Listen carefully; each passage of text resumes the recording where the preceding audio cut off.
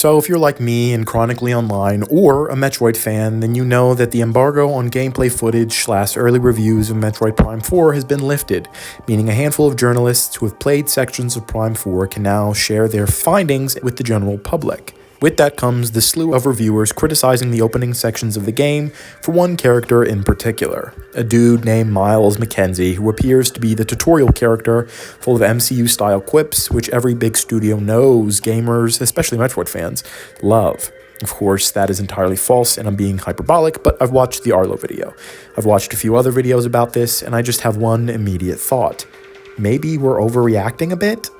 No, surely the internet has never overreacted to a game that's not yet out, right? Right?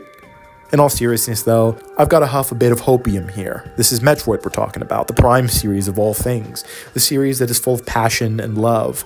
Maybe I'm too trustful and place too much faith in our corporate overlords to actually cater to fans in a meaningful and satisfying way, but I've got to believe that there's some reason for the inclusion of such a character outside of the quote-unquote corporate meddling, as Arlo put it. Some comments beneath his video were like this. "Oh, it's so over, dude. We're losing it big time. There's no way I'm buying this now. I knew it was over when they showed us the bike, bro." I'm just like, can we all chill for a second, please? This game doesn't come out for at least a little under a month at the time of me recording this. And these videos bar much of the positive feedback the reviewers / players had to say about everything else about Prime 4. I'm not saying we should be blindly optimistic about this game. People are behind it, and of course people make mistakes.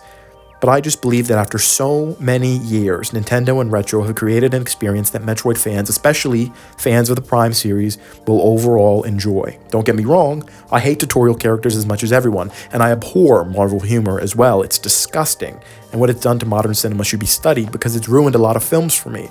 All the constant quips, the need to break tension constantly. It isn't fun, but I don't think that this section of gameplay and footage we've seen of this character is suggestive of the entire game. I know, you're all rushing to the comments to say, there are more slots for other companion characters though. Yes, there are characters we've not seen yet or know anything about. We're rushing to judge a game that none of us have even played. I'm usually not this way with any other series, but with Metroid, I've learned to be very patient, as I'm sure most of us have. Plenty of commenters were also saying we're going to enter another Metroid drought after the failure that will inevitably be this game, and to that I say, can we just stop? We can't be betting on the failure of a game that's nearly been a decade in development just because we've seen some things about it that we don't like. That's ridiculous. Until we play it, I feel like we truly shouldn't have rash opinions about it, and Arlo somewhat articulates this in his video. So partake in the hopium with me for just a minute, my dear Metroid fans, and let's hope for the best. Thanks for watching.